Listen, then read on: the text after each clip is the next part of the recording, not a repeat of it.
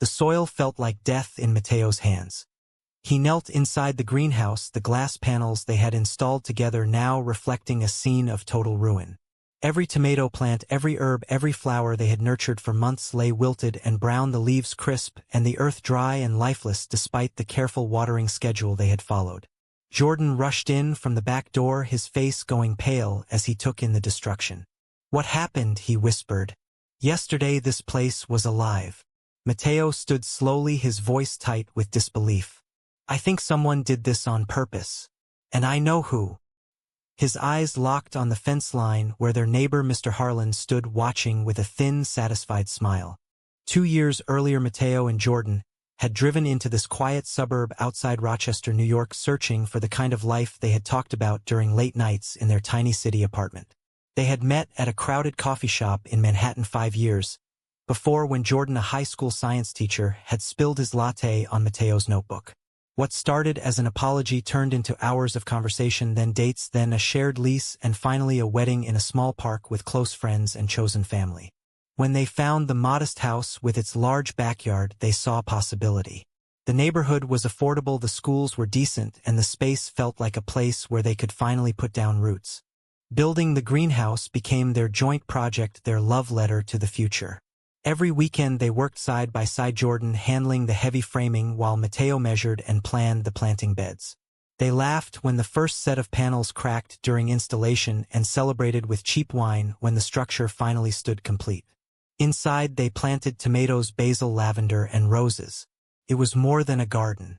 It was proof that two men could build something lasting in a world that still sometimes looked at them sideways. Jordan would come home from teaching and find Mateo already inside watering the beds, and they would steal kisses among the green leaves, talking about maybe adopting one day or hosting neighborhood kids for science lessons. The greenhouse smelled like earth and hope. Mr. Robert Harlan had lived next door for decades, a retired factory worker in his early 60s, who kept his lawn immaculate and his opinions to himself except when he did not. From the day the couple moved in, he had been cold. No welcome basket. No wave when they passed. When they hosted a small barbecue for friends the summer after they arrived, he had muttered loudly enough for them to hear about how the neighborhood was changing and how some people did not respect traditional values. Mateo had tried to be friendly, bringing over fresh tomatoes from their first small harvest, but Harlan had refused the basket, saying his wife had been allergic to nightshades before she passed. The message was clear. At first the couple brushed it off. They had faced worse in the city. But small things added up. Harlan would turn his back when they waved. He complained to the homeowners association about the height of their fence. And once, when Jordan was teaching their dog a new trick in the yard, Harlan had called out that some lifestyles were not suitable for raising children. Jordan had confronted him then, but Harlan just walked inside without answering. They decided to focus on their own life. The greenhouse became their sanctuary, away from the stares and the whispers. Then the plants started to struggle. At first it was 1 or 2 leaves turning yellow. Mateo thought it was overwatering. Jordan suggested better drainage. They adjusted their routine, checked the pH, and added nutrients. But the decline accelerated. Whole rows of seedlings collapsed overnight. The vibrant green that had filled the space turned to brown and decay. They searched online for diseases and pests, but nothing matched. Finally, they took soil samples to a local extension office. The results came back clear. High levels of salt and chemical residue consistent with a deliberate application of herbicide. Someone had poisoned the ground. Mateo felt the rage rise as he stood in the ruined greenhouse. Jordan placed a hand on his shoulder, but Mateo pulled away. "He did this, Jordan. That old man has hated us since day one, and now he has killed the one thing we built together." Jordan looked torn, his practical mind already turning to solutions. "We need proof before we accuse anyone. Let's call the police and document everything." But Mateo could not shake the image of Harlan's smirk. The neighbor had not just attacked their garden. He had attacked their home, their marriage, their future. The air inside the greenhouse felt heavy with the scent of dying plants and the beginning of something much darker. The police officer took notes, but his expression stayed neutral as Mateo and Jordan explained the soil test results and pointed toward the fence. "We'll look into it," he said. "But poisoning a garden is usually treated as a civil matter unless you have clear evidence of intent." Jordan pressed for more action, mentioning the history of tension with the neighbor, but the officer only nodded and promised to speak with Mr. Harlan. When the patrol car pulled away, Mateo slammed the greenhouse door so hard the glass rattled. "They are not going to do anything. This town has never been friendly to people like us." Jordan tried to calm him, but his own frustration was building. They had chosen this place together believing they could make it work, and now it felt like a mistake. That evening they confronted Harlan across the fence. The older man was watering his roses with deliberate calm. "Mr. Harlan," Jordan started, keeping his voice even, "our greenhouse has been poisoned.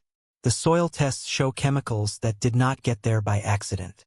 Do you know anything about that?" Harlan turned slowly, his eyes cold. "Accidents happen in gardens. Maybe you boys did not know what you were doing. Or maybe the good Lord is sending a message about certain ways of living." Mateo stepped forward, his fists clenched. "This is not about God. This is vandalism. You have hated us since we moved in, and now you have destroyed months of work." Harlan smiled thinly. "Prove it. Otherwise, stay off my property." He turned and walked back into his house, leaving the couple standing in stunned silence. Back inside their kitchen, the argument between Mateo and Jordan ignited. Mateo wanted to escalate, immediately hire a lawyer, file a lawsuit, and make the neighbor pay. Jordan argued for caution. "A lawsuit will cost thousands and drag our names through the local paper. My school district is conservative. This could affect my job." Mateo felt betrayed by the pragmatism. "So we just let him win. We let him poison our future because you are scared of what people will think." Jordan's voice rose. "I am thinking about us. About the life we are trying to build. Fighting this could tear everything apart." The words hung between them, heavy with the weight of unspoken fears. Mateo wondered if Jordan regretted choosing him, if the constant pressure of being different was finally becoming too much. Jordan lay awake that night, staring at the ceiling, wondering if love was enough when the world kept testing it. The next days brought more damage. Someone dumped more chemicals along the back edge of their property, killing the grass and threatening the foundation plants. Notes started appearing in their mailbox, anonymous printed pages quoting Bible verses about abomination. The community Facebook group buzzed with vague posts about disputes between neighbors and preserving neighborhood character. A few people they thought were friendly stopped returning waves. Mateo's mother called from Florida, her voice tight with worry. "Maybe this is a sign, honey. Your father always said moving to a small town would be hard for you too. Come stay with us for a while." The suggestion stung. His parents had never fully embraced the marriage, attending the wedding but keeping their congratulations brief and polite. Jordan's family was more supportive, but even they advised caution. Mateo spent hours alone in the ruined greenhouse, pulling dead plants and bagging them for evidence. Each withered stem felt like a piece of their dream dying. He remembered the day they had planted the first rosebush together, Jordan's hands covered in dirt, as he kissed Mateo under the half-built frame. That memory now tasted bitter. Was this the price of their happiness? Was their love always going to invite destruction? Jordan found him there, and for the first time in days they did not argue. They simply sat on the dirt floor, holding each other as the sun set through the glass. The silence was not peace but a temporary truce in a war that was only beginning. The civil complaint was filed the following week, naming Robert Harlan as defendant for property damage and intentional infliction of emotional distress. The local newspaper picked up the story, running a short piece with a headline that made Mateo's stomach turn: "Neighborhood dispute turns toxic." Comments online were split, some calling for justice, others suggesting the couple had provoked the conflict by their lifestyle. Jordan's principal called him in for a meeting, expressing concern about community perception and how it might affect parent-teacher relations. No direct threat, but the message was clear: keep it quiet. At home, the tension between the husbands grew. Mateo threw himself into gathering evidence, interviewing other neighbors, and documenting every small act of harassment. Jordan retreated into work, staying late at school to avoid the heavy atmosphere at home. One night Mateo confronted him in the living room. "You are pulling away. Every time I want to talk about the case, you change the subject." Jordan sighed, rubbing his temples. "Because talking about it makes it real.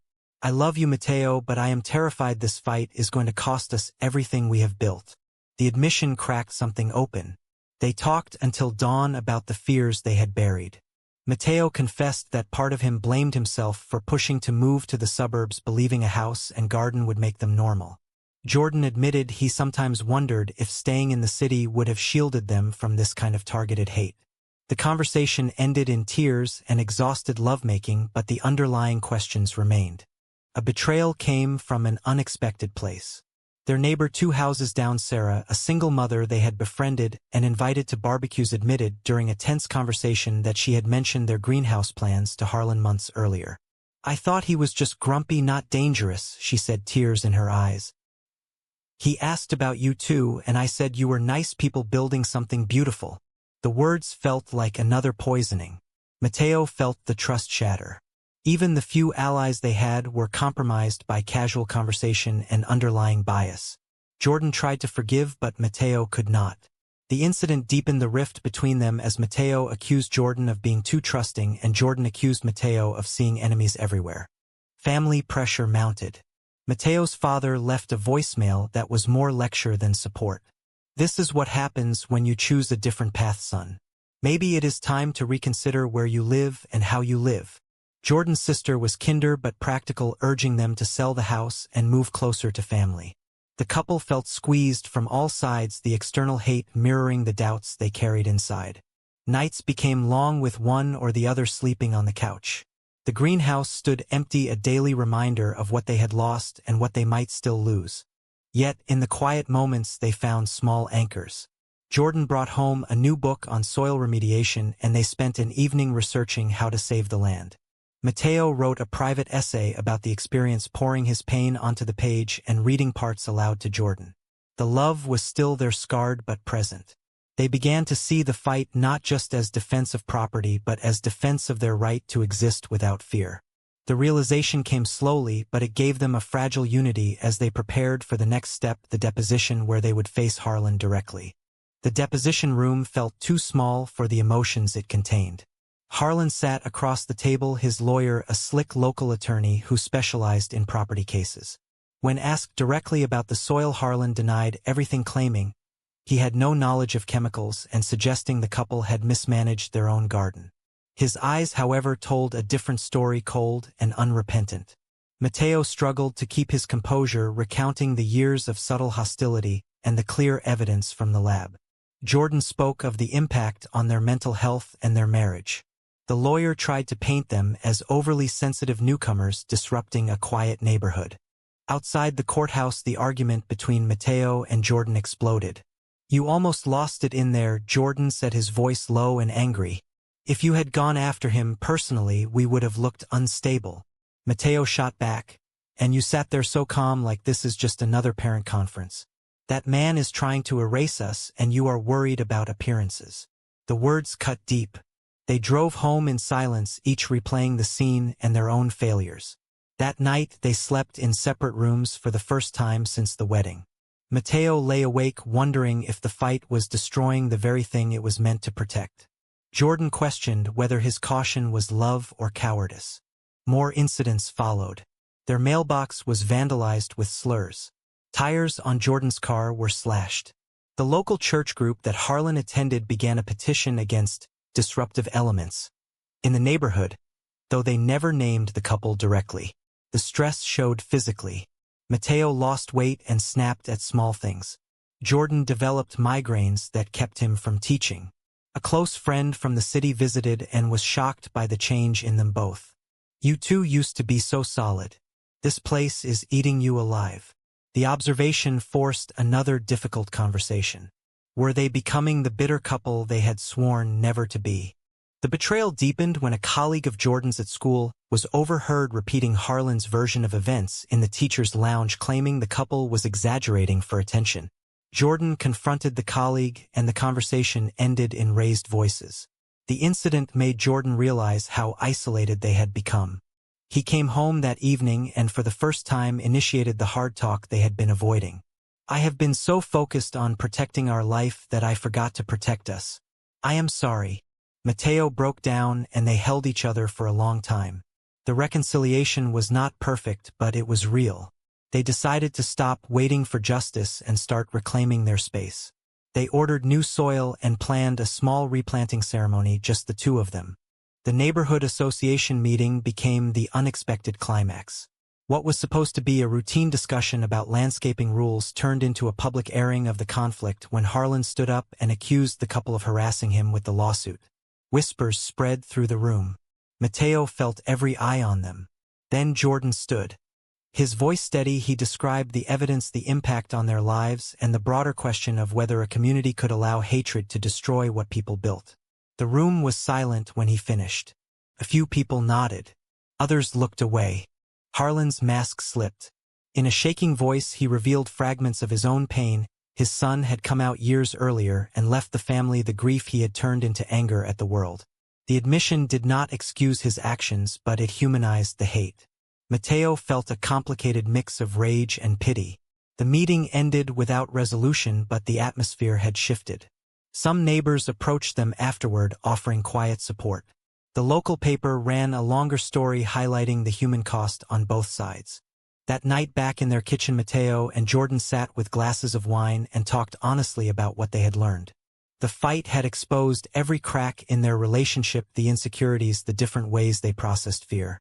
But it had also shown their strength. Mateo admitted he had been ready to run. Jordan confessed he had been ready to hide. Together they chose neither. They chose to stay and rebuild on their own terms. Months later, the lawsuit settled out of court, with Harlan paying for the remediation and agreeing to a no-contact order. The money was less important than the acknowledgement. They spent weekends hauling in fresh soil, testing it carefully, and planting new seeds. The greenhouse slowly came back to life. The roses bloomed again, and the tomatoes grew heavy on the vines. Neighbors who had stayed silent began to wave. Some even asked for gardening advice. The change was not complete, but it was progress. Mateo and Jordan stood inside the finished greenhouse one evening, watching the sunset through the glass. The air smelled of earth and green growth. Jordan pulled Mateo close. "We almost lost this." Mateo nodded. "We almost lost us." They had paid a high price in stress, in trust, and in peace of mind. But they had also gained clarity.